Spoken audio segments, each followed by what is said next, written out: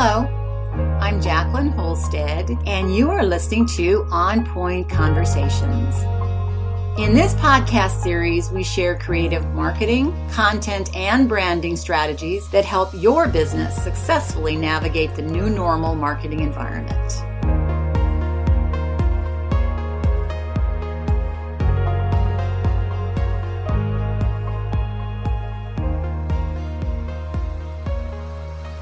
Last week in my podcast, On Point Conversations, I talked about influencer marketing. And I did some general things regarding influencer marketing, how you might select an influencer, some of the things you should look for. And I got questions on that particular topic. So today, in order to answer those questions and to give some idea how you might launch your own successful influencer marketing program, I put together 10 steps that I'm going to go through today to help you evaluate whether you want to do an influencer marketing program, and then to determine how you best go about it, and then how do you get the best results.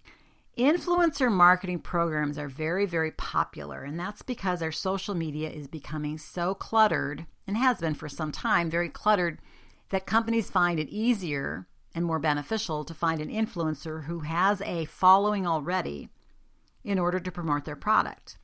So influencer marketing at its base utilizes influencers as a means to promote a product or service. So it's working because the influencer already has their user base built for you. They have followers, and those followers trust the influencer, and they are looking to either buy your products or services or figure out how to use them in their own lives. Influencer marketing is not necessarily as easy as approaching an influencer and saying, "I'm here, will you promote me?" And you may have tried that already. If you did, you might find that influencer is ignoring your messages unless you have a very good reason for them to contact you. So in this article again, or in this podcast, I'm going to be talking about what those steps are. Step one, which I think is always important when you're going into any kind of marketing program or strategy, is to list the pros and cons. So the advantages of an influencer marketing program is you can quickly build trust because the influencer already has a trust level with their audience. It improves brand awareness pretty quickly if you can get in with the right influencers and they promote your product. It adds to your own content strategy so you can generate more content. It's a very effective way to reach your target audience.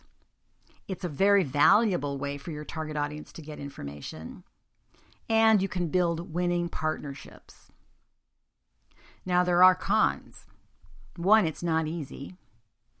2, it costs money. Whether you look at a budget of actual dollars or time equals money. You're going to need a budget of some kind in order to do this type of program. Now, you can, if you have the budget, hire an influencer agency to create your influencer marketing campaigns, strategy, researching, contact. And with the right agency, you save a lot of time. However, again, that's a budget issue. You have less control over metrics. You can't always determine and have your influencer give you all the metrics.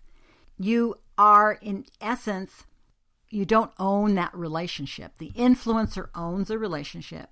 So you are borrowing that relationship. And what you want to do in ways that you use your strategy is to build your email list. So somehow get those people to sign up for information about your products so that you can have those people on your own email list. Your email list is your gold. So you want to always make sure that you're building that particular email list. Because again, as I said, you don't own this relationship and you don't own these followers. Additionally, if you're wanting to do more traditional media placements, you would have another agency. So you would have an agency on top of that, or you would have it internally, and those resources internal. Step 2, I'd like you to determine your budget, what you're willing or what you can spend on this project. You don't know at this point who your influencers are going to be. You don't know the cost, but you know how much you have to spend. And that is a really important tool to have, because that way you can prevent yourself from trying to be overbought or oversold, and you can also prevent yourself from going way over budget. Step 3, set up your goals for the influencer marketing program. Again, you're not quite down to finessing it yet because you don't have your influencer in place yet or influencers, but you can develop your goals of what you're trying to achieve with this program. Step 4, find the right influencers. Now, later in a step, I'm going to talk about smaller influencers, larger influencers, but I'm going to bring that up here. When we talk about influencers, we're not just talking about the celebrity influencer or the one who has a million followers or even 100,000 followers. You can look at markets and followers, or you can look at these types of programs, influencers who have smaller targeted audience, but they're very receptive. They're communicating back and forth. They're very proactive in what they're doing, and their audiences are spurred to action. And those are really good influencers to have also, even if you find that they only have 10,000, 20,000, 30,000 followers. You can have several of those influencers, and that way you can even build up faster and more frequently. You can be promoting your product. So when you're finding the right influencer, and this is a big step, you want to start with looking yourself. That means, first of all, I'd like you to determine what your niche is and who's relevant to your niche. What influencer do you see as relevant to your niche or niche and relevant to your business? They don't necessarily have to be in the same market or the same types of things that you're doing, but they very much are good in a partnership together. For example, a fitness influencer is compatible with a yoga studio or nutritional supplements, but they might not be as compatible, and I wouldn't recommend it, to, say, a vegan or animal-friendly food products. Ultimately, it depends on the nature of the followers of the influencer, and that's going to dictate whether that influencer is a perfect fit for your business. Secondly, assess the influencer's level of influence. So what I mean by that is, can they and are they spurring their audience to action? Because you want an influencer that's able to encourage their market to take an action, to do something, because you're not just putting this product out there to show it to them. You want some revenue produced. You want to build some sales. You want to promote it. So look at what influencers, if you have an influencer who's basically just putting out content, but they're not actually promoting any products, or they're not really getting their market into action, that's probably not the person that you want to work with. But look at people who do that. Also look at ways that they could incorporate your product and your or service in their daily routine or in their particular, what they're doing. And now my experience is product placements are pretty effective influencer marketing programs, but you're going to want to look at your influencer. And this does require some research. So this is why an agency is a good option if you have the money and the budget to do that. If you don't, use things like the search engine, get on social media and watch who's doing what. Look at all those influencers and watch them for a while. See what they're doing. And then I would urge you to keep track of who you're talking to and what you're talking, just in an Excel spreadsheet, because it does get to be kind of overwhelming when you start talking to a lot of different influencers or you start watching more influencers. Now I'm going to be back to the objectives. So here's where you want to start with some objectives, because if you've gone ahead and you've looked and now you've selected or at least you pared down the list of influencers that you'd like to work with, what are your objectives going to be for that influencer? So you know more specifically. Do you want more traffic? Do you want to increase your sales? Do you want more brand expertise? Do you want all three? Prioritize what you want, and always, as with goals, make them measurable. Determine how many sales you want to get. Determine how much you want to see in this metric that you're formulating so that you have something to actually measure against. Now, sometimes I get asked, why do you need an objective? Well, an objective gives you direction. So it'll be setting the path for you, since you will then know where you're going. You'll know when you get there, or you'll know when you're not in the right track. So you'll know when you need to make changes. And later I'm going to talk to you a little bit more about measuring results. Step 6, have something worth sharing. Okay, you know now that you've selected, or you're in the midst of selecting an influencer or influencers that you want to work with, you think would be good for you, but you need to remember that what you're providing them is value to them. What is your value to them and a value to their audience? What's going to make it worthwhile for them to promote or talk about or use your product?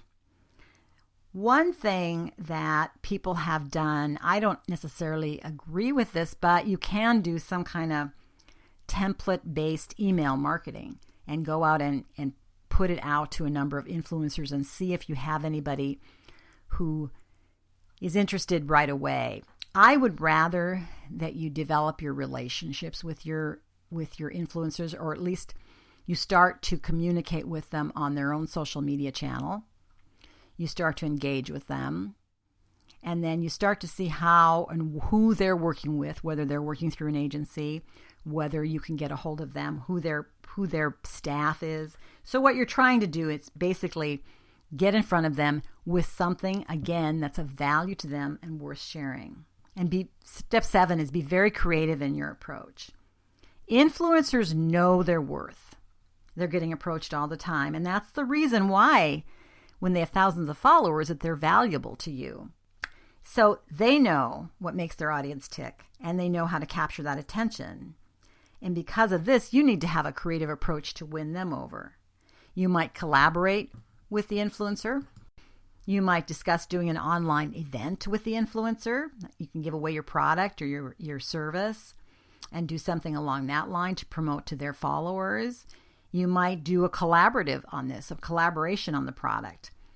Knitting designers will often do this. In fact, very often. They will create a pattern and they will use a particular yarn that comes from a particular company or companies anyway, so that will have that particular yarn. And then they will again promote the online stores or the stores that have that particular yarn in place. So they're working all collaboratively together. And generally when you find that, where you get a knitting pattern and they've used a particular yarn, that yarn sells out really fast. So you can do this in other areas too. That's just an example of how you might work together to collaborate on promoting your product. Another way is you can hold influencer meetups, that kind of thing where you just need to treat them to a dinner and they get to meet, or now we're doing so many things on Zoom. Maybe you're meeting with them and talking, giving them a presentation on how you might work with them. But always keep in mind that they know they're valuable and you know you're valuable, but you need to provide them a reason to promote your particular product to their company or to their followers. Also keep in mind that there's a trust level there. So when you do get an influencer that you're able to fulfill on any orders, you fulfill quickly, you have good customer service. In other words, you make the influencer who has now promoted your product as a hero in their own followers' lives. Step 8, follow up. Follow up, follow up, follow up. And most business owners give this approach. Like, I sent out an email and I've sent it to an influencer and they didn't respond. So they probably don't, they're too busy. They don't really like what I have. They don't really see the value. That could be the reason, but probably it's more that they're super busy and therefore you don't just contact them one time. So go out of your way to extend an invitation, to maybe provide them with product if you can, if you have a service that you can offer to them to try. So instead of saying, well, I didn't get a reply, try again and keep that going, because it is a relationship. Once again, remember that they have to trust you as much as you're trusting them. Step 9, and I alluded to this a little while ago, was leverage those micro influencers. We tend to think of influencers as somebody who has tons and tons and tons of followers. Those are going to be more expensive, those types of influencers, and are harder to get into. But meanwhile, there are those micro influencers, which means you'd have more than one, but they're people who might have 1,000 to 100,000 followers. They're thoroughly engaged, they're small, but their audience is very interactive and really likes them and really trusts them. And they respond to the influencers' requests, to what they do. So keep in mind that you can promote to those smaller influencers and you can have a pretty successful program doing that. In fact, you might even find that multiple micro influencer promotions are going to be more effective than doing one big promotion. And it also allows your brand much more exposure and more traffic, and therefore more sales. Step 10, and my last step, is measure the results.